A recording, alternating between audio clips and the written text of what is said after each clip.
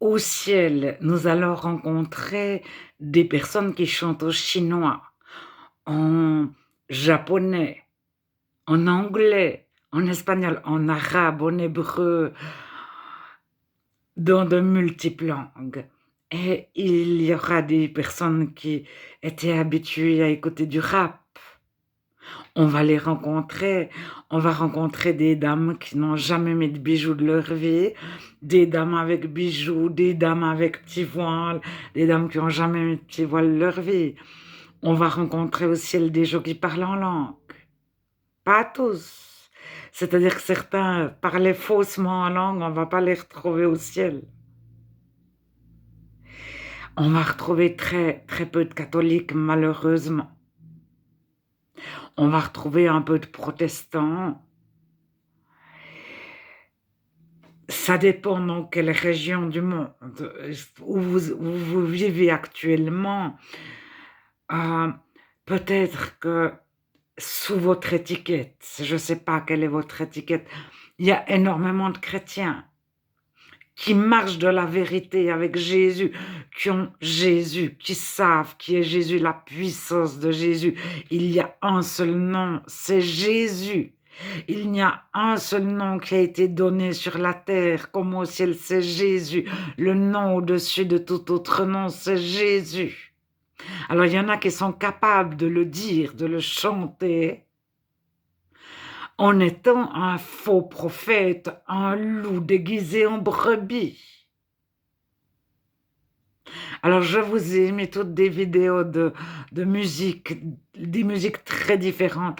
J'ai repris les musiques de toutes langues qui mettent Jésus en avant, qui donnent gloire à Dieu, qui expliquent que Jésus est au-dessus de tout nom. Alors, on peut ne pas croire la Bible, ne plus croire la Bible, parce qu'on a eu un pasteur libéraliste qui nous a dit, ouais, alors de la Bible, il y a des transformations, etc. On ne sait plus très bien ce qui est vrai ou pas, ce qui était au commencement, avant les conciles et les empereurs. Et on peut ne pas croire la Bible ou ne plus croire, mais on sait que le nom de Jésus est tout puissant au-dessus de tout nom. Il est au-dessus du péché, de tous les pécheurs du monde. Il est au-dessus des ténèbres. Jésus a vaincu les ténèbres. Alors des fois, nous savons peu de choses. Peut-être nous ne savons même pas lire. Mais nous connaissons la puissance de Jésus, la puissance de son nom. Alors, ce n'est pas un truc à utiliser comme une formule. On ne peut pas dire nanana au nom de Jésus sans connaître Jésus, sans être connu de lui, sans être sur les trois chemins, etc. Bon, si on vient de se convertir, on a un petit enfant, on peut faire des erreurs, on peut se tromper même après quelques années de conversion. Même après beaucoup d'années de conversion. Mais Dieu est là, il nous entoure par devant, par derrière. Il n'y a rien qui peut nous atteindre. Parce que Jésus, et Jésus est le nom au-dessus de tout nom. Ça veut dire qu'il est au-dessus des présidents, des rois, de toute autorité, de tout pouvoir, que ce soit occulte ou pas. Et on a fini de se poser des questions, on est dans la joie de Dieu, on sait que son nom est tout puissant, qu'il est là, qu'il nous a protégés et qu'il est vainqueur. Et on connaît la puissance de Dieu, même si on n'a jamais lu de la Bible, même si on nous a montré des trucs, puis on nous a dit, ouais, etc. On connaît la puissance du nom de Jésus parce qu'on connaît Jésus en personne. Mais on ne peut pas utiliser son nom faussement, c'est-à-dire peut-être que Dieu nous va laisser les faux prophètes un temps. Ce sera bourré de faux prophètes, c'est écrit bourré de faux docteurs, une foule de faux docteurs. Ils se donneront une foule de faux enseignants qui racontent n'importe quoi. Alors, on ne vit pas tous la même chose, tout dépend où on est, dans quel pays nous sommes, de quelle région du monde. Bien que lorsqu'il y a un réveil, il est souvent mondial.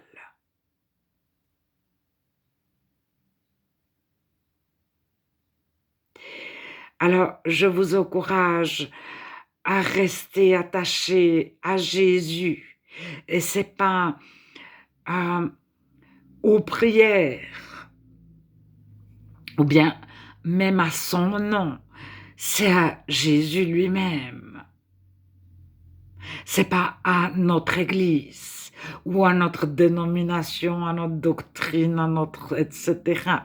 C'est à Jésus lui-même. Alors faisons attention de ne pas placer l'évangélisation, la prière, même chanter des super chants ne remplace pas Jésus, la présence de Jésus. Jésus, c'est pas je prie, nanana, prie, prie, prie, blablabla, puis on met Jésus dans un petit coin dans une phrase. C'est Jésus prend toute la place. Et puis, euh, qu'on parle ou qu'on parle pas, c'est la foi. La foi, c'est croire, avoir confiance et connaître la puissance de Dieu ou avoir eu des échantillons, mais d'attendre patiemment que la promesse s'accomplisse. Ou parce qu'on a vu les échantillons, on a cru et on sait ce qu'il y a de l'autre côté. Alors, les chrétiens, on va tous se rassembler, on va tous se retrouver, on n'aura pas forcément le même vocabulaire. Certains vont parler de péché, péché, d'autres de démons, etc. Mais on va se retrouver au ciel. Et c'est pas en fonction du vocabulaire, parce qu'on peut avoir le meilleur vocabulaire possible, la meilleure prière possible, le meilleur pasteur possible, la meilleure dénomination possible. Et on va peut-être pas retrouver ce pasteur-là au ciel. Et le frère qui est assis sur le banc à côté de nous tous les dimanches matins, ou la sœur. Alors, on est responsable de notre salut devant Dieu. Est-ce qu'on est sauvé? Alors après, lorsqu'on est sauvé, on le sait, mais on a des voix contraires qui arrivent, oui, mais quand même, etc., etc. Et à un moment donné, Dieu nous donne l'assurance de notre salut. Nous le savons. Mais Dieu nous maintient sous pression pour nous dire, si je t'ai sauvé, c'est pas pour faire n'importe quoi. C'est parce que maintenant tu es une personne, Dieu nous considère comme ses fils et ses filles. Jésus est le premier-né de plusieurs frères et sœurs.